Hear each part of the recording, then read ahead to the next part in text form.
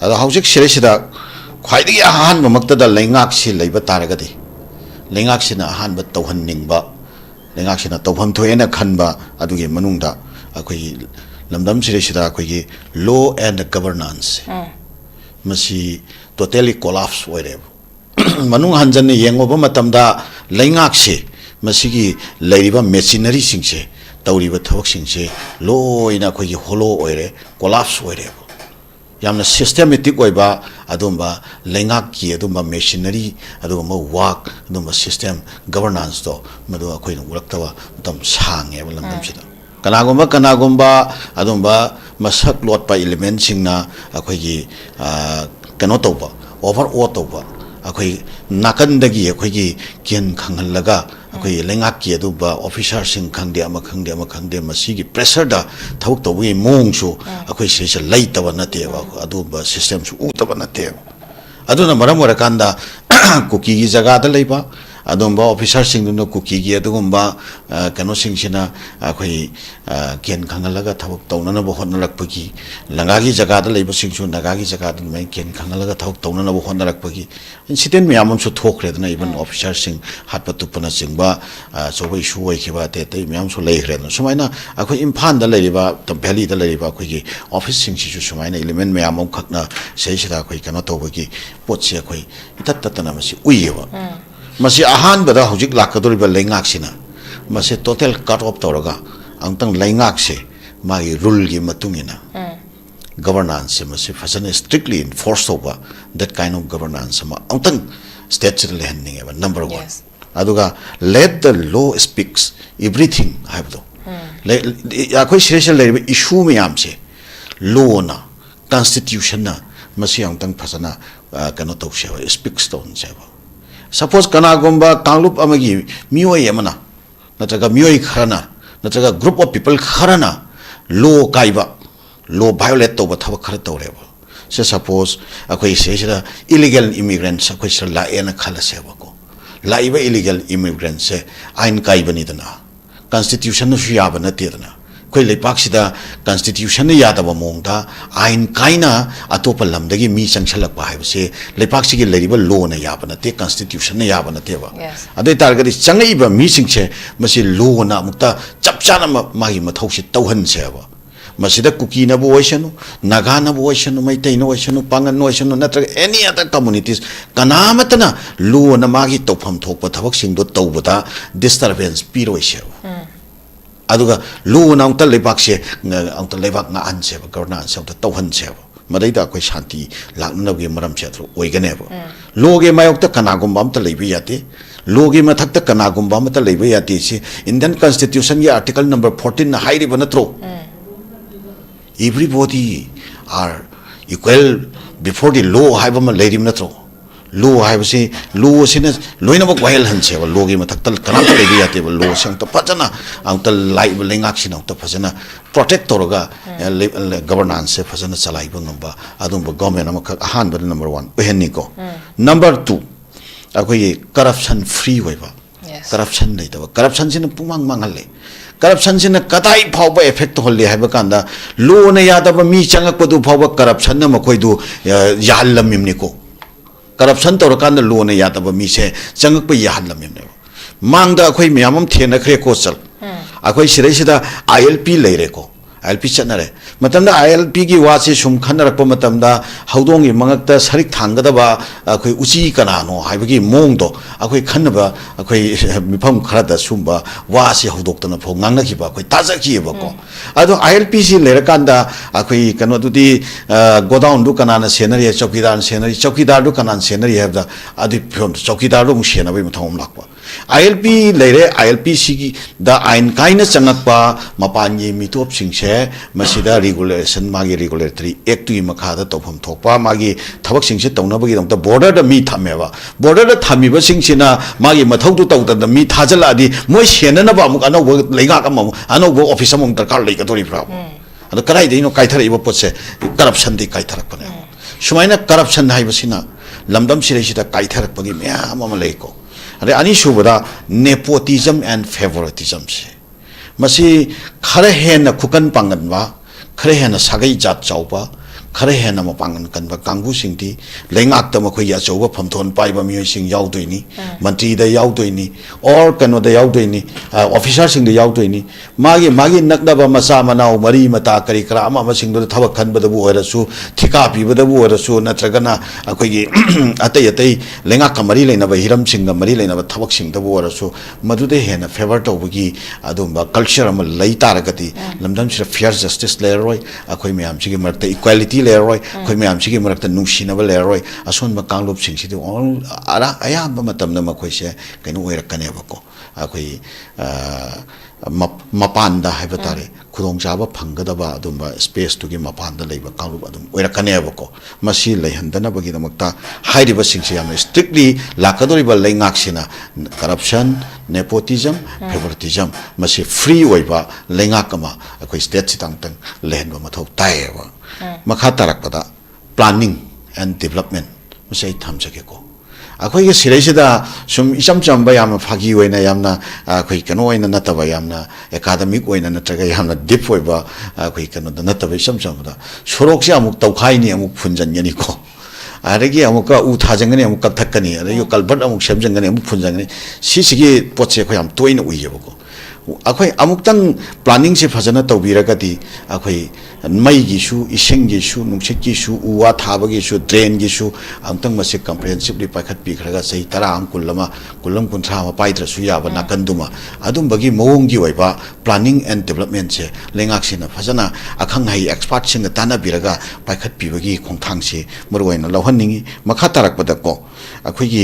market economy को अखोई market से कोलाप्स खर तौरे जिरीबामगुंबा मफम अमददी मार्केट से अखोई नापी हौजलकपगी पोट हौजिक उरेको अखोई मार्केट सिजलकपको सिगुंबा पोट से मसी आयंतंग कंक्लूड तौजखिगे आइगे पॉइंट सिंगसेको फजना अदुम तामोगी सु मखा तारकपदा इनफ टाइम अदुम पिबियो यारगति अदुगा अखोई कनो से मखा तारकपदा मार्केट इकोनॉमी फजन लेहनिंगी एजुकेशन फजन रेस्टोर तहनिंगी हेल्थ फजन रेस्टोर तहनिंगी अदुगा मखा तारक एग्रीकल्चर सेक्टर फजन रेस्टोर तहनिंगी अरोइबा point integrity peace harmony solidarity मसे अखोई लमदम सिदा लरिबा अखोई मियाम सिगे थाजनबसे अमगा मरक्ता लरिबा अखोई ट्रस्ट डिफिसिट मैम इनिमिटी के माइंडसेट मैम हेट्रेड फीलिंग मैम कांगलुप की पोलराइजेशन मैम कांगलुप स्टेरियोटाइप तौनबगी असुंबा एनवायरनमेंट मैम से मसे लैंगाक्सिना यामना स्ट्रिक्ट ओइबा थबक पाखलनिंगी फॉर एग्जांपल इरेंगी सिरेसिदा अखोई कनो अमगा लालहौबगी लुसिंबा अमगा अदगी अखोई कनो अमगा खुनगी चेयरमैन अमगा अखोई टेलीफोन दो वारी सानबगी वायरल चटखरिदो मसिगुंबा मतांगसिदा लोगी लोना तौगदबा थबक तो लोगी मायोक्तनेबा लोगी मायोक्त लेबा कांगुदुना वायनबगी मोंगनेबा अतै ngangnariba authority oibagi mongdane ngangne sigumbasi lengakna tolerate toroidamni khudakta magi tawpham thokpa lengaki thabak singse mase chingda tamda tanatana chingi mafam singdasu sabsana strictly enforce tawhaningeba sumba khongthang singsi lengakna paikhat piragadi aikhoi afaba lengakama sungsoi soidana oirakani aduga akakna bu matamgi manungda akhoi lamdamsina mangthakriba sokchangkriba nungaikhitriba mayamse masi sigi akhoi kanoma speedy oiba recovery ma lakpa ngamgadra jalal dalak chage oja je babung no syam phajana so haibi ekhoi hauji government se sem dabgi damang ta su yamna kan internal process yam kana tauri ekhoi gi center leader sing na su yamna kupthana manipur gi situation che yeng haba wafam duni adu first akoigi government se sema kana tarakador ba thabak sing haba tare koi babung ge expectation da haba tare majida so akoigi leiba conflict na solve ba idp sing ge duka conflict se minor koi resolve to gani fully normal sida hanjalak na bagi damak ta duka maruina idp sing ge problem sing masi hana akoigi priority pira kana masi gi matang thabak hana tarakani haba gi thaja ba se su kimdik chauna lei haba wafam ni oza jala ge opinion da government se akoigi sungsho shoidana sema kani haba gi akoigi thaja ba se le bibra duka sema ka tori ba government sida gi oza like your expectation have it thambi government se khoi ge semak pa yai haibagi akhoi da madu ge gesture amadi adum praja sing da ma se feel tawnai haiba tare haukiba matam khara se government semba ga mari leina ba magi manungi oiba movement haiba tare manungi oiba initiative party gi central gi high command gi leadership ka khoi ge se leiba legislature singa gi marakta akhoi toina pau phauna ba natraga phamin na ba adage even अखोई Kuki community की मोई अखोई government सिदा अखोई सरुक यानी नत्रगा यारोय हाइबना चिंगबगी differences of अखोई कनो ओपिनियन नत्रगा तोन तोन बा अखोई स्पेकुलेशन म्याम लेनरी बसे सिगा मरी लेनबदा अखोई सेंटर की लुचिंग बसिंग फामिनबा खनमिनबना चिंगबगी तांका खरा अखोई सुम उबनिना लेंगाक सि लाकदोरिब्रा लेंगाक सि लाब याय हाइबगी अदुगी थाजबा अमदी अखोई प्रजासिंगदा फील तौई हाइबा तारे लेंगाक सि लाकपगी बतांग से मसेसिदा अखोई प्रजासिंगदा फील तौरिबा प्रजासिंगना खल्लिबा वाखलोंदी लेंगाक सि लखननिंगबा अदुनी अखोई प्रॉपर अखोई कनोमा popular government ama khoi state sida amuhanna lakhanning baduni maramdi hauji lariba president rule ge lengak se khoi praja singna khoi grievances singse phajana khoi address tobiba ngamdaba praja singa yamna phajana connect toba ngamdaba loina na khoi praja singi hauji mang da taraga lariba issue mayam se masi hariba president rule ge lengak sina yamna phajana masi amamam toina yamna speedy oiba aduga yamna tangkak naiba du mong da phajana masi लोशनना बगे अदुम खोंथांग दोमु हारिबा president rule सिदगी प्रजा सिंगना मदु उबो फंगत्रबा अदुना मरम ओइरा कांदा अखोई प्रजागी ओइबा अखोई popular government से state सिदा अमुना हलकपुसे मसी एट एनी कॉस्ट द प्रजागी ओइबा गवर्नमेंट नमा हलकपुसिदि अखोई प्रजा सिंगना पामनै हाइबा तारे द हारिबा पोछि सेंटर दा लरिबा लुसिंगबो सिंगा स्टेट की लेजिस्लेचर सिंगा अखोई तोइना फामिनबा अदुगा लेंगाक सेमनबगा मरि लेनबा थबक खरा उरबनिना मसी लाकपा याय हाइबदुमदि अखोई अदुम थाजबा थंबा याय हाइना दुमाइन लौइ मतम खरासु अखोई मतम सि लोइगदबा सही मा फागदबसि मतम खितंग सु लैरिबनिना सिगे मनुंगदा सोयदना मदुगी आउटकम मा लाकपा याय हाइबगी थाजबदो अदुमाइना फील तौइ अदुगा मखा तारकपदा अनौबा लेंगाक से मसी करम लेंगाक ओइगनी हाइबा मसी वफम से सिगी मतंग से लाकपा तारगदि अखोइना प्रजा सिंगना अनौबा लेंगाक सिदगी आशा तौरिबा पोसकसिना करिनो हाइबदो आई खितंग आई थमजगे मरुवाइना अखोइ मणिपुर से हौजिक अखोइगी थोहनिंगदबा थौदो अमका हौखिबा 2023 की मे की तांग अहुमदगी थोखिबा मैतै अमसुंग कुकी अनिगी मरक्ता अखोइ वायलेंस की ओइबा दुंबा थौदो वाथो अमा थोगा हौजिक फावबा मसिगी ओइबा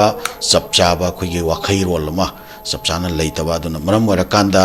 अखोइ मसिगी कनोसिगा कन्फ्लिक्ट सिगी मनुंगदा अखोइ थोखिबा अदुंबा अखोइ आईडीपी सिंगी अदुंबा लाइवक थिबा इशू जे फावल लोशनबा ngamdaba free movement अखोइ स्टेट सिगी मफम अमदगी मफम अमदा मियाम सिना चथोक चसिन तौबा ngamdaba मरुवाइना मैतै सिंगना अखोइ चिंगी जगह सिंग मरुवाइना कुकी इनहेबिटेड एरिया सिंग सिदा चथोक चसिनदा नुंगाइतबा लैबा मदुगी अथिंगबा लैबा देन कुकी सिंग सु इम्फानदा लाकपा ngamdaba सिगी अथिंगबा नत्रगा मसिगी कनोमा बैरियर मा लेबसे सिगी इशू से हमना चौबा इशूनी अदुगा लोइनाना अखोइगी स्टेट सिगी एडमिनिस्ट्रेशन चौखत थौरांग अदुगा एजुकेशन हेल्थ अते अते हिरम के आमदा अखोइगी आकवा फंगना अखोइ मियाम सिरेसिदा अचौबा एफेक्ट कमा तौरगा मायोकनरगा लैबा सिगी पोटसे मसी अखोइ लाकदोरिबा अनौबा लेंगाकसे मसिना फजना अखोइ तानरगा टिकनरगा अखोइ प्रजा सिंगी मरक्तसु अखंग हाइ मियाम अमा लैरी मरुवाइना अखोइगी लेजिस्लेचर सिंगसे मसी यामना हैत्रे नत्रगा मोय यामना खंगद्रे हाइबगी वाफमदुदि नतबा मखोइना ममांगदा तौखरिबा परफॉर्मेंस सिंगसी येंगा दोल दला दलीगी अमामगी वाफम नतना लेमन पीपल अमोइना मोइना तौरिबा थबक सिंगसिदा पुनिंग पेन फातबा अखोइगी मियांगी वाखलोन खर लै मसे हौजिक लाकदोरिबा अनौबा लेंगाकसिना मदुगी मियांगी कनोदा फाउरिबा मखोइदा पुनिंग पेनदबा नुंगाइतबा सिंगदो मदु कोखन्ननबा मखोइना यामना करेक्टिव ओइबा अदुंबा खोंथांगा लोइनना यामना अखोइगी असेटपा विल अमगा लोइनना हौजिकी मांगदा तारिबा पोटसिंगसे मसी लोइसन्ननबगी यामना स्पीडी ओइबा खोंथांग अमा यामना इफेक्टिव ओइबा खोंथांग अमा सेंटरगी लरिबा लेंगाक से मसिगा अखोइ फजना तानरगा फजना कोऑर्डिनेशन पिनरगा फजना सेंटर दा लरिबा लुसिंग से कन्विंस तौबीरगा मदुई खोंथांग अमा पाइखत पिरकपा मदुनि अखोइ प्रजासिंगना हानबदा पामिसि मसिगी मतंगदा अखोइ Meitei सिंगना अखोइ cookie सिंगदा अखोइ पेनदबा वफम Larry cookie सिंगनासु Meitei सिंगदा अमु पेनदबगी वफम अमु लैरी मखोइसु को मरुवाइन मैतै सिंगना पेनद्रिबसे अखोइ कुकी जगादा डेमोग्राफिक ओइबा इम्बैलेंस अमा लेरपा illegal immigrants मैम की इशू लेरप मसी पोचे अखोई मेते सिंगना मसी यामना चावना कंसर्न वाई यामना नुंगाइतबा पोट वाई अनि सुबदा अखोई पॉपी प्लांटेशन या अहुम सुबदा डिफॉरेस्टेशन तोरकपगे सिगी पोचिंगसी चोबे इशू नि अदुगा मेते सिंगना स्टेट सिदा लेबा अखोई नोमेनक्लेचर महौसादगी लेजरकपा अखोई इंटीग्रिटी सोखनबा पामदे मसी यामना मरुआइबा मेते सिंगी कंसर्न नि कुकी सिंगना नाकल अमरोमदा करिनो मखोई कंसर्न से कांदा सेपरेट एडमिनिस्ट्रेशन मखोई पामी अदुदगी नत्रगा अखोई यूनियन टेरिटोरी गुम्बा मखोई डिमांड तवी अदगी 6 शेड्यूल गुम्बा फावबदा नेगोशिएशन तोरकद्रा हाइबगी अदुगी वाखल मोइगी अपामबदा अदुमाइना लेब्रा हाइना मियामना फील तवी सी मखोई एस्पिरेशन नाकल अमरोमदा नागागी सु मखोई तोंगानबे एस्पिरेशंस लै मखोई सु ग्रेटर नागालैंड गी ओइबा इशू लै मतम सांगना मखोई सु ख्वाइदगी मरु ओइबा अचौबा लालहौलुप मोइबा एनएसएन आईएमगा इंडिया गवर्नमेंट का हौकिबा सही ना इंग्लिशिंग अमगा समापन मौद्रागा तरेट की अगस्त अमदगी अखोई नोई कापा लिपनबगी ओइबा अदुंबा अखोई कनोमा एग्रीमेंट अमा साइन तौनरगा अखोई वारी सानबगी थबक चथरई मसिना मरम ओरकांदा मणिपुरदा लेरिबा नागा इनहेबिटेड एरिया सिंगसे नागागी ओइबा अपुनबा एडमिनिस्ट्रेटिव यूनिट अमगी मखादा पुनसनगदमनि हाइबा मखोई इशू इशू से लेरि ngarang nahanta recently अखोई एनएसएन गी अदुगुंबा अतोकी लोनसर हाइरग खंगनबा अखोई थुंगाले मुइबाना मणिपुर लाखो मतम दसु नागा सिंगी ओइबा मखोइगी ग्रेटर नागालैंड गी ओइबा वाफम जे अमोना रेटरेट तोरंबा अदुना मरम ओइरकांदा नागा सिंगी सु मखोइगी सेपरेशन तोंगानबा मणिपुर दगी खाइदोगा मखोइ नागा गी अपुनबा अमा सागतपे इशू से लेरि अदुगा नाकल अमरोमदा मणिपुर दा लेरिबा नागा मैते अमसुम कुकी नतबा अते अते कांगलुप मयाम छिना मणिपुर की इंटीग्रिटी सेमसी इंटैक्ट लेहनबा पामी अदुगा नाकल अमरोमदा अखोइगी लेरिबा प्रजा सिंगी मरक्ता piece and harmony फजन लेहनबा Pami minority सिंग दा सिक्योर ओइबा अदुम इन्वायरमेंट सोशल इन्वायरमेंट नमा अखोई फजन लेहनबा पामी चाखो थौरांग मरी लेनबा हिरम सिंगदा खुमांग चाउसन चतपा अदुम स्टेट अम हेनबा पामी सुमाइना लेमिनरिबा कांगलुप मयाम सिगी लेरिबा एस्पिरेशंस मयाम से मसी यंग कांदा लाकदोरिबा अनोबा लेंगाक्सिना मसी खोंग थांगबिरकपदो चपचाबा अखोई मियाम सिगी अदुम एस्पिरेशंस मियाम सिगी पल्स ता लेरिबा मियाम सिगी हौजे हौजे के नीड ऑफ द आवर से लेरिबा मथौ ताबा अदुगुम थबक सिंगसे मसी लेंगा कमो होइबगी चपचाबा पावर टू सिजनरगा चपचाना मियाम सिगा ताना तिकनरगा फजना कॉम्प्रिहेंसिव ओइबा अदुगुम्बा खोंथांग खरा पाइखत पिरकपदो मदु अनोब लेंगाक्सिदगी मियामना आशा तवी अदुगा मसिगी मतंग सिदेसिदा लेजिस्लेचर सिंगसिगी माइकैदगी ने करिनो मखोइदा लेरमगदोरिबा एस्पिरेशन से हाइबदुमदी अखोइना सुम थाजबदा लेजिस्लेचर सिंगसु हौखिबदा सही अनि मखाई अहुम गी मयामुक से मणिपुर से टर्मोइलदा लेरगा मियाम से हा काना वानरबनिना मदुगे मरक्ता मखोइबु थागत पिरइबा मखोइबु असेंबली ताना थिंगत पिरइबा अदुंबा प्रजा सिंगदो हा काना वानरबनिना मखोइसु लेमहौरिबा मतम खरसिदा मियामदा यामना मसक थोकपा तुंगी मखोइगी political future dasu मखोइगी होइबा अदुंबा फिदा अमा कनबा ngamnanaba मखाताना फिदा कनबा ngamnanaba अदुगा हौजे हौजे की लेरिबा लेपाक्सिदा लेरिबा मायोकनरिबा प्रॉब्लम सिंगसिसु मसिसु सॉल्व तौननबा गे वखलोंदो अंदा अमुक लेंगा की खुदोंचाबसी पिबिरा अगति मदु अखोइ फजना फुलफिल तौगे हाइबे वखल मोइ थमोइदसु सोइदना लेरंगनी मोइ वखलदसु लेरंगनी हाइबे थाजबदो मखोइदगिसु दुमाइन थम्मी हाइतारे ओके ओजा याम फजन थम्बिग्रे अखोइगी दुबो अखोइ हुजिकसे लास्ट आवर ओइराबनी अखोइगी ओनली 15 days खक्ता ngairabani president's rule sina 1 year complete fagadorबसे मसिदा अखोइगी हयेंग हंचित ngairakanदा हाइबे तारे अखोइ February 13 जी नोनिनी खक ngairakanदा सेमकदोरिब्रा नत्रगना February 1st हौरकपदा सेमकदोरिब्रा हाइबसि अदुम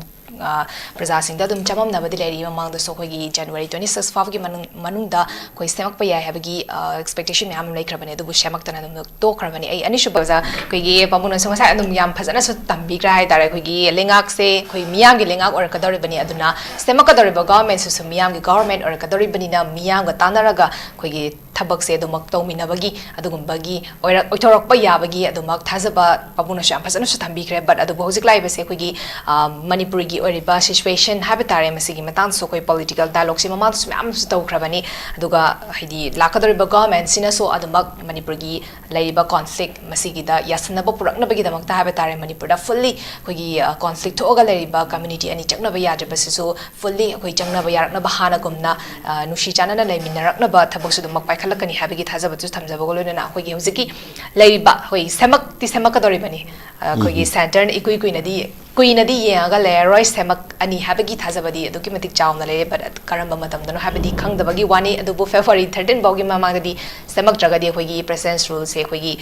1 ꯌꯔ ꯀꯝꯄ꯭ꯂꯤꯠ ꯐꯥꯒꯗꯧꯔꯕꯅꯤꯅ ꯃꯁꯤ ꯐꯥꯎꯕꯗꯗꯤ ꯁꯦꯝꯃꯛꯄ ꯌꯥꯕꯒꯤ ꯄꯣꯁꯤꯕꯤꯂꯤꯇꯤꯁꯦ ꯑꯩꯈꯣꯏꯒꯤ 90% ꯍꯦꯟꯅ ꯑꯩꯈꯣꯏꯒꯤ ꯄ꯭ꯔꯖꯥꯁꯤꯡꯅꯁꯨ ꯊꯥꯖꯕ ꯍꯥꯏꯕ ꯇꯥꯔꯦ ꯃꯁꯤꯗꯒꯤ ꯑꯩꯈꯣꯏ ꯑꯣꯖꯥꯅꯁꯨ ꯃꯃꯥꯡꯗꯁꯨ ꯐꯥꯔꯁꯠ ꯔꯥꯎꯟꯗꯁꯨ ꯊꯝꯕꯤꯈ꯭ꯔꯦ ꯑꯦꯛꯁꯄꯦꯛꯇꯦꯁꯟ ꯍꯥꯏꯕ ꯇꯥꯔꯦ ꯂꯣꯏꯁꯤꯜꯂꯛꯄ ꯑꯣꯏꯅ ꯑꯩꯈꯣꯏꯒꯤ ꯂꯩꯉꯥꯛꯁꯦ ꯑꯩꯈꯣꯏ ꯃꯤꯌꯥꯝꯅ ꯄꯥꯝꯕ ꯂꯩꯉꯥꯛ ꯑꯃ ꯑꯣꯏꯔꯛꯀꯅꯤ ꯍꯥꯏꯕꯒꯤ ꯊꯥꯖꯕꯁꯦ ꯂꯩꯕꯤꯕ꯭ꯔꯥ ꯊꯝꯕꯤꯌꯨ ꯍꯧꯖꯤꯛꯁꯤ ꯆꯠꯂ ꯑꯩꯈꯣꯏꯗ ꯌꯥꯝꯅ ꯑꯆꯧꯕ ꯆꯦꯂꯦꯟꯖꯦꯁ ꯈꯔ ꯂꯩ ꯑꯩꯈꯣꯏꯒꯤ ꯃꯅꯤꯄꯨꯔ ꯈꯨꯟꯅꯥꯏꯒꯤ ꯑꯣꯏꯅ ꯍꯥꯏꯇꯥꯔꯦ ꯃꯁꯤ ꯑꯩꯈꯣꯏ ꯃꯅꯤꯄꯨꯔ ꯈꯨꯟꯅꯥꯏꯁꯤꯒꯤ ꯃꯍꯨꯠ ꯁꯤꯜꯂꯒ ꯂꯥꯛꯀꯗꯧꯔꯤꯕ ꯂꯩꯉꯥꯛꯁꯤꯅ ꯑꯩꯈꯣꯏꯒꯤ ꯃꯅꯤꯄꯨꯔ ꯈꯨꯟꯅꯥꯏꯅ ꯃꯥꯌꯣꯛꯅꯔꯤꯕ ꯆꯦꯂꯦꯟꯖꯦꯁꯁꯦ ꯃꯇꯧ ꯀꯔꯝꯅ ꯃꯁꯤ ꯑꯦꯗ꯭ꯔꯦꯁ ꯇꯧꯔꯛꯄ ꯃꯇꯧ ꯀꯔꯝꯅ ꯃꯁꯤ ꯍꯦꯟꯗꯂꯤꯡ ꯇꯧꯔꯛꯄ ꯃꯇꯧ ꯀꯔꯝꯅ ꯃꯁꯤ ꯔꯤꯖꯣꯜꯕ ꯇꯧꯅꯅꯕꯒꯤ ꯃꯥꯏꯀꯩꯗ ꯈꯣꯡ ꯊꯥꯡꯖꯜꯂꯛꯄ ꯍꯥꯏꯕꯗꯣ ꯏꯐ ꯂꯩꯉꯥꯛꯁꯤ ꯂꯥꯛꯄ ꯇꯥꯔꯒꯗꯤ ꯂꯥꯛꯀꯗꯧꯔꯤꯕ ꯂꯩꯉꯥꯛꯇꯨꯗꯒꯤ ꯑꯩꯈꯣꯏꯅ ꯃꯈꯥ ꯇꯥꯅ ꯌꯦꯡꯕ ꯃꯊꯧ ꯇꯥꯔꯤ ꯑꯗꯨꯒ ꯇꯉꯥꯏ ꯐꯗꯅ ꯑꯩꯈꯣꯏ ꯂꯩꯔꯤꯕ ꯁ꯭ꯇꯦꯠꯁꯤꯒꯤ ꯆꯦꯂꯦꯟꯖꯦꯁꯁꯤꯡꯁꯦ ꯃꯁꯤ ꯔꯤꯖꯣꯜꯕ ꯇꯧꯗꯕ ꯌꯥꯗꯦ ꯍꯥꯏꯕꯒꯤ ꯋꯥꯈꯜꯗꯤ ꯁꯨꯡꯁꯣꯏ ꯁꯣꯏꯗꯅ ꯂꯦꯖꯤꯁꯂꯦꯆꯔꯁꯤꯡꯁꯤꯒꯤ ꯋꯥꯈꯜꯗ ꯃꯣꯏ ꯂꯩꯔꯝꯒꯅꯤ ꯍꯥꯏꯕꯁꯤꯃꯗꯤ ꯃꯁꯤꯃꯗꯤ ꯑꯩꯈꯣꯏ ꯊꯥꯖꯕ ꯑꯩꯈꯣꯏꯗꯁꯨ ꯂꯩ ꯑꯗꯨ ꯃꯗꯨ ꯀꯗꯥꯏ ꯐꯥꯎꯕ ꯃꯇꯧ ꯀꯔꯝꯅ ꯃꯗꯨ ꯏꯐꯦꯛꯇꯤꯕ ꯑꯣꯏꯅ ꯃꯗꯨ ꯔꯦꯟꯗꯔ ꯇꯧꯔꯛꯄ ꯃꯗꯨꯒꯤ ꯄꯣꯠꯇꯨ ꯀꯃꯥꯏꯅ ꯗꯦꯂꯤꯚꯔ ꯇꯧꯔꯛꯄ ꯍꯥꯏꯕꯗꯨꯃꯗꯤ ꯃꯥꯅ ꯄꯥꯏꯈꯠꯂꯛꯄ ꯊꯕꯛꯁꯤꯡꯗꯨ ꯌꯦꯡꯉꯀꯥꯟꯗ ꯑꯩꯈꯣꯏ ꯃꯗꯨꯒꯤ ꯃꯈꯥ ꯇꯥꯕ ꯑꯣꯕꯖꯥꯔꯕꯦꯁꯟꯗꯣ ꯑꯩꯈꯣꯏ ꯄꯤꯅꯕ ꯃꯊꯧ ꯇꯥꯏ ꯑꯗꯣ ꯍꯧꯖꯤꯛ ꯁꯤꯗꯩꯁꯤꯗ ꯈ꯭ꯋꯥꯏꯗꯒꯤ ꯑꯍꯥꯟꯕꯃꯛꯇꯗ ꯂꯩꯉꯥꯛꯁꯤ ꯂꯩꯕ ꯇꯥꯔꯒꯗꯤ ꯂꯩꯉꯥꯛꯁꯤꯅ ꯑꯍꯥꯟꯕ ꯇꯧꯍꯟꯅꯤꯡꯕ ꯂꯩꯉꯥꯛꯁꯤꯅ ꯇꯧꯐꯝ ꯊꯣꯛꯑꯦꯅ ꯈꯟꯕ ꯑꯗꯨꯒꯤ ꯃꯅꯨꯡꯗ ꯑꯩꯈꯣꯏꯒꯤ ꯂꯝꯗꯝꯁꯤꯗꯩꯁꯤꯗ ꯑꯩꯈꯣꯏꯒꯤ ꯂꯣ ꯑꯦꯟ ꯒꯕꯔꯅꯥꯟꯁ ꯃꯁꯤ ꯇꯣꯇꯦꯂꯤ ꯀꯣꯂꯥꯞꯁ ꯑꯣꯏꯔꯦꯕ ꯃꯅꯨꯡ ꯍꯟꯖꯟꯅ ꯌꯦꯡꯉꯨꯕ ꯃꯇꯝꯗ ꯂꯩꯉꯥꯛꯁꯦ ꯃꯁꯤꯒꯤ ꯂꯩꯔꯤꯕ ꯃꯦꯆꯤꯅꯔꯤꯁꯤꯡꯁꯦ ꯇꯧꯔꯤꯕ ꯊꯕꯛꯁꯤꯡꯁꯦ ꯂꯣꯏꯅ ꯑꯩꯈꯣꯏꯒꯤ ꯍꯣꯂꯣ ꯑꯣꯏꯔꯦ ꯀꯣꯂꯥꯞꯁ ꯑꯣꯏꯔꯦꯕ ꯌꯥꯝꯅ ꯁꯤꯁꯇꯦꯃꯦꯇꯤꯛ ꯑꯣꯏꯕ ꯑꯗꯨꯝꯕ ꯂꯩꯉꯥꯛꯀꯤ ꯑꯗꯨꯝꯕ ꯃꯦꯆꯤꯅꯔꯤ ꯑꯗꯨꯒꯨꯝꯕ ꯋꯥꯛ ꯑꯗꯨꯝꯕ ꯁꯤꯁꯇꯦꯝ ꯒꯕꯔꯅꯥꯟꯁꯇꯣ ꯃꯗꯨ ꯑꯩꯈꯣꯏꯅ ꯎꯔꯛꯇꯕ ꯃꯇꯝ ꯁꯥꯡꯉꯦꯕ ꯂꯝꯗꯝꯁꯤꯗ ꯀꯅꯥꯒꯨꯝꯕ ꯑꯗꯨꯝꯕ ꯃꯁꯛ ꯂꯣꯠꯄ ꯏꯂꯤꯃꯦꯟꯁꯤꯡꯅ ꯑꯩꯈꯣꯏꯒꯤ ꯀꯩꯅꯣ ꯇꯧꯕ ꯑꯣꯚꯔ ꯑꯣ ꯇꯧꯕ ꯑꯩꯈꯣꯏ ꯅꯥꯀꯟꯗꯒꯤ ꯑꯩꯈꯣꯏꯒꯤ ꯀꯦꯟ ꯈꯪꯍꯜꯂꯒ ꯑꯩꯈꯣꯏ ꯂꯩꯉꯥꯛꯀꯤ ꯑꯗꯨꯝꯕ ꯑꯣꯐꯤꯁꯥꯔꯁꯤꯡ ꯈꯪꯗꯦ ꯑꯃ ꯈꯪꯗꯦ ꯃꯁꯤꯒꯤ ꯄ꯭ꯔꯦꯁꯔꯗ ꯊꯕꯛ ꯇꯧꯕꯒꯤ ꯃꯑꯣꯡꯁꯨ ꯑꯩꯈꯣꯏ ꯁꯤꯁꯦ ꯂꯩꯇꯕ ꯅꯠꯇꯦꯕ ꯑꯗꯨꯝꯕ ꯁꯤꯁꯇꯦꯝꯁꯨ ꯎꯗꯕ ꯅꯠꯇꯦꯕ ꯑꯗꯨꯅ ꯃꯔꯝ ꯑꯣꯏꯔꯀꯥꯟꯗ ꯀꯨꯀꯤꯒꯤ ꯖꯒꯥꯗ ꯂꯩꯕ ꯑꯗꯨꯝꯕ ꯑꯣꯐꯤꯁꯥꯔꯁꯤꯡꯗꯨꯅ ꯀꯨꯀꯤꯒꯤ ꯑꯗꯨꯒꯨꯝꯕ ꯀꯩꯅꯣꯁꯤꯡꯁꯤꯅ ꯑꯩꯈꯣꯏ ꯀꯦꯟ ꯈꯪꯍꯜꯂꯒ ꯊꯕꯛ ꯇꯧꯅꯅꯕ ꯍꯣꯠꯅꯔꯛꯄꯒꯤ ꯂꯪꯒꯥꯒꯤ ꯖꯒꯥꯗ ꯂꯩꯕꯁꯤꯡꯁꯨ ꯅꯥꯒꯥꯒꯤ ꯖꯒꯥꯗ ꯑꯗꯨꯃꯥꯏꯅ ꯀꯦꯟ ꯈꯪꯍꯜꯂꯒ ꯊꯕꯛ ꯇꯧꯅꯅꯕ ꯍꯣꯠꯅꯔꯛꯄꯒꯤ ꯏꯟꯁꯤꯗꯦꯟ ꯃꯌꯥꯝ ꯑꯃꯁꯨ ꯊꯣꯛꯈ꯭ꯔꯦꯗꯅ ꯏꯚꯟ ꯑꯣꯐꯤꯁꯥꯔꯁꯤꯡ ꯍꯥꯠꯄ ꯇꯨꯞꯄꯅꯆꯤꯡꯕ ꯑꯆꯧꯕ ꯏꯁꯨ ꯑꯣꯏꯈꯤꯕ ꯑꯇꯩ ꯃꯌꯥꯝꯁꯨ ꯂꯩꯈ꯭ꯔꯦꯗꯅ ꯁꯨꯃꯥꯏꯅ ꯑꯩꯈꯣꯏ ꯏꯝꯐꯥꯜꯗ ꯂꯩꯔꯤꯕ ꯚꯦꯂꯤꯗ ꯂꯩꯔꯤꯕ ꯑꯩꯈꯣꯏꯒꯤ ꯑꯣꯐꯤꯁꯁꯤꯡꯁꯤꯁꯨ ꯁꯨꯃꯥꯏꯅ ꯏꯂꯤꯃꯦꯟ ꯃꯌꯥꯝ ꯑꯃꯈꯛꯅ ꯁꯤꯗꯩꯁꯤꯗ ꯑꯩꯈꯣꯏ ꯀꯩꯅꯣ ꯇꯧꯕꯒꯤ ꯄꯣꯠꯁꯦ ꯑꯩꯈꯣꯏ ꯏꯇꯠ ꯇꯠꯇꯅ ꯃꯁꯤ ꯎꯏꯌꯦꯕ ꯃꯁꯤ ꯑꯍꯥꯟꯕꯗ ꯍꯧꯖꯤꯛ ꯂꯥꯛꯀꯗꯧꯔꯤꯕ ꯂꯩꯉꯥꯛꯁꯤꯅ ꯃꯁꯤ ꯇꯣꯇꯦꯜ ꯀꯠ ꯑꯣꯐ ꯇꯧꯔꯒ ꯑꯃꯨꯛꯇꯪ ꯂꯩꯉꯥꯛꯁꯦ ꯃꯥꯒꯤ ꯔꯨꯜꯒꯤ ꯃꯇꯨꯡ ꯏꯟꯅ ꯒꯕꯔꯅꯥꯟꯁꯁꯦ ꯃꯁꯤ ꯐꯖꯅ ꯁ꯭ꯇ꯭ꯔꯤꯛꯂꯤ ꯏꯟꯐꯣꯔꯁ ꯇꯧꯕ ꯗꯦꯠ ꯀꯥꯏꯟ ꯑꯣꯐ ꯒꯕꯔꯅꯥꯟꯁ ꯑꯃ ꯑꯃꯨꯛꯇꯪ ꯁ꯭ꯇꯦꯠꯁꯤꯗ ꯂꯩꯍꯟꯅꯤꯡꯉꯦꯕ ꯅꯝꯕꯔ 1 ꯑꯗꯨꯒ ꯂꯦꯠ ꯗ ꯂꯣ ꯁ꯭ꯄꯤꯛꯁ ꯑꯦꯚ꯭ꯔꯤꯊꯤꯡ ꯍꯥꯏꯕꯗꯣ ꯑꯩꯈꯣꯏ ꯁꯤꯗꯩꯁꯤꯗ ꯂꯩꯔꯤꯕ ꯏꯁꯨ ꯃꯌꯥꯝꯁꯦ ꯂꯣꯅ ꯀꯟꯁꯇꯤꯇ꯭ꯌꯨꯁꯟꯅ ꯃꯁꯤ ꯑꯃꯨꯛꯇꯪ ꯐꯖꯅ ꯀꯩꯅꯣ ꯇꯧꯁꯦꯕ ꯁ꯭ꯄꯤꯛꯁ ꯇꯧꯍꯟꯁꯦꯕ ꯁꯄꯣꯁ ꯀꯅꯥꯒꯨꯝꯕ ꯀꯥꯡꯂꯨꯞ ꯑꯃꯒꯤ ꯃꯤꯑꯣꯏ ꯑꯃꯅ ꯅꯠꯇ꯭ꯔꯒ ꯃꯤꯑꯣꯏ ꯈꯔꯅ ꯅꯠꯇ꯭ꯔꯒ ꯒ꯭ꯔꯨꯞ ꯑꯣꯐ ꯄꯤꯄꯜ ꯈꯔꯅ ꯂꯣ ꯀꯥꯏꯕ ꯂꯣ ꯚꯥꯏꯑꯣꯂꯦꯠ ꯇꯧꯕ ꯊꯕꯛ khara tawreba se suppose akoi se illegal immigrants akoi sir la ena khala seba ko laiba illegal immigrants se ain kai bani dana constitution no yaba na te dana koi lepak sida constitution ne yada ba mongda ain kaina atopa lamdagi mi changchalak ba haiba se lepak sigi leriba law na yaba na te constitution ne yaba na te ba ade targadi changai ba mi singche masi law na mukta chapchana magi mathau se tauhan se ba masida kuki na boishanu naga na boishanu maitai na boishanu pangan na boishanu natraga any other communities kanamatana lu na magi tawpham thokpa thabak sing do tawbada disturbance piro ishe aduga lu na angta lebak se angta lebak nga anse ba governance angta tawhan se madaida koi shanti lakna ge maram che thro oigane ba loge mayok ta kanagum bam ta lebi yate loge mathak ta kanagum bam ta lebi yate si Indian Constitution ye article number 14 na hairi ba natro everybody are equal before the law haiba ma leirim natro law haiba si law sina loina ba wahel han che ba loge mathak ta kanam ta lebi yate ba law sang ta pachana ang ta lai ba lengak sina ta phajana protect toroga governance se phajana chalai ba ngamba adum ba government am kha ahan ba number 1 ohenni ko number 2 akoi corruption free way ba corruption nei ta corruption sina pumang mangal le corruption sina kadai phawba effect holle haiba kanda lo na yada ba mi changak padu phawba corruption na makoi du yahallamim ni ko corruption tor kanda lo na yada ba mi se changak pa yahallamim ne mangda akoi miyamam thena khre ko chal akoi sirai sida ILP leire ko ILP chanare matamda ILP gi wase sum khanar pa matamda haudong gi mangakta sarik thangada ba akoi uchi kana no haibagi mongdo akoi khanba akoi mifam kharada sumba wase haudok na phong ngangna ki ba akoi taja ki ba ko ado ILP si lera kanda akoi kano dudi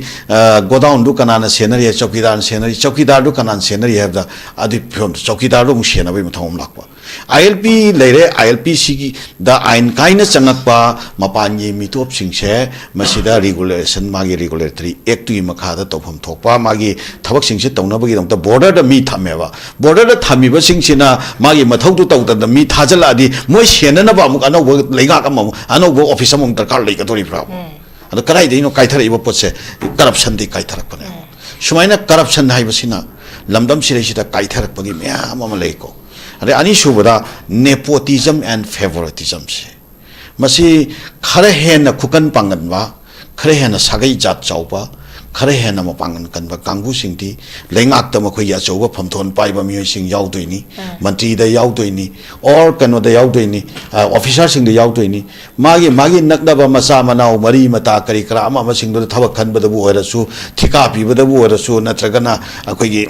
अतै अतै लेंगा कमरी लेनबा Hiram सिंग मरी लेनबा थबक सिंग दबु ओरसु मदुदे हेना favour तौबगी अदुंबा culture अम लै तारगति लमदम सिर fair justice लेरोय अखोई ma'am सिगी मरते equality लेरोय अखोई म्याम सिगी मरते नुसिनबा लेरोय असोनबा कांगलोप सिंग सिदि ऑल अरा अयाबा मतमना मखोइसे कनो ओइरकनेबको अखोई मपानदा हाइबा तारे खुदोंग चाबा फंगदबा अदुंबा स्पेस तुगी मपानदा लेबा कांगलोप अदुम ओइरकनेबको मसी लैहंदनबगी दमक्ता हाइरिबा सिंगसे याम स्ट्रिक्टली लाकदोरिबा लैंगाक्सिना corruption nepotism favoritism masi free oiba lengakama akoi state sitangtang lehenba mathau taewa makha tarakpada planning and development masai thamjage ko akoi ge sireisida sum isam chamba yam phagi oina yamna akoi kano oina nataba yamna academic oina natraga yamna deep oiba akoi kano da nataba isam chamba sorok se amuk tawkhai ni amuk phunjan yani ko 아래기 아무까 우 타정근에 아무 깝탁거니 아래 요 갈벗 아무 셈정근에 아무 푼정근에 시시기 포체 거의 아무 또이는 우이여보고